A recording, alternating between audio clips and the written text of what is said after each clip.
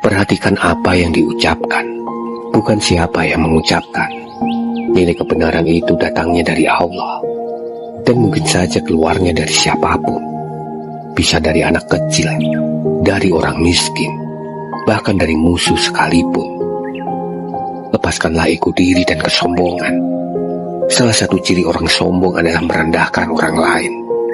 Terlalu fokus dengan siapa yang mengucapkan akan menggelapkan hati dari kebenaran.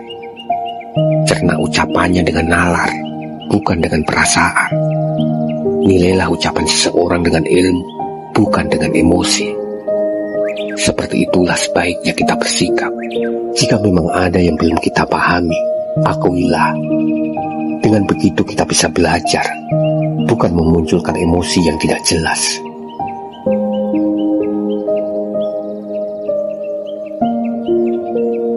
Ketika kamu menyimpan dendam kepada seseorang, maka kamu akan menyimpan racun yang akan mencemari dirimu.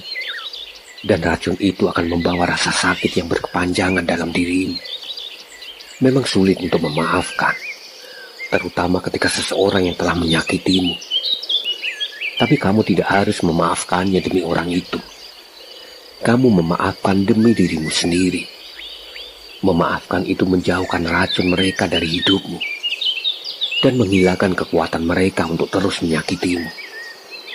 Memaafkan adalah tentang memilih untuk melepaskan rasa sakit dan untuk mempercayai bahwa Allah akan memaafkan dosa-dosa kita juga, sehingga kamu dapat meraih masa depan yang lebih membahagiakan. Ketika kamu memaafkan seseorang, kamu telah berhasil membebaskan diri dari belenggu kemarahan dan kepahitan. Jika kita memiliki kelebihan harta, terkadang kita sering memandang remeh atau rendah orang lain, orang yang lebih miskin, atau orang yang lebih lemah. Padahal bisa jadi kedudukan mereka kelak di akhirat lebih mulia di sisi Allah daripada kita. Kita tidak pernah tahu kedudukan seseorang di sisi Allah, maka tak semestinya kita mudah meremehkan dan mudah memandang rendah orang lain.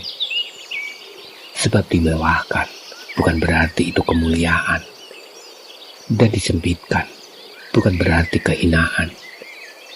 Dua-duanya adalah sama-sama ujian. Maka jangan sombong ketika mendapatkan lebih, dan jangan berkecil hati ketika mendapatkan yang sedikit.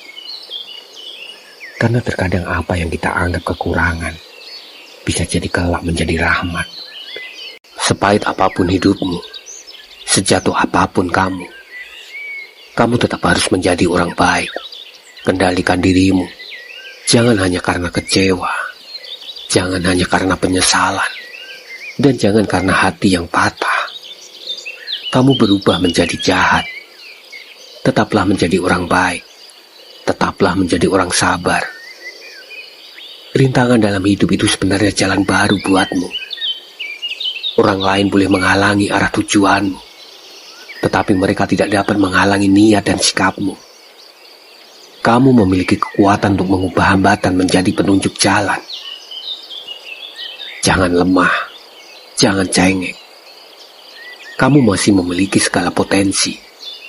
Tidak ada yang hilang darimu.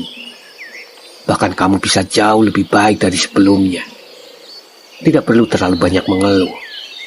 1000 kali berbuat baik mungkin tidak dikenang, tapi satu kesalahan kecil bisa teringat sepanjang waktu.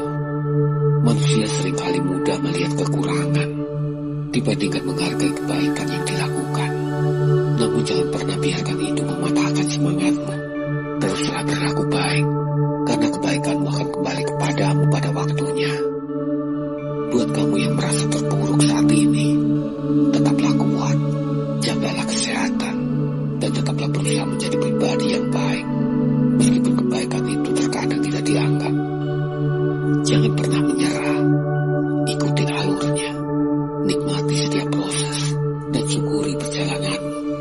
Percayalah, ada waktu di mana Allah akan menghadirkan kebahagiaan untukmu.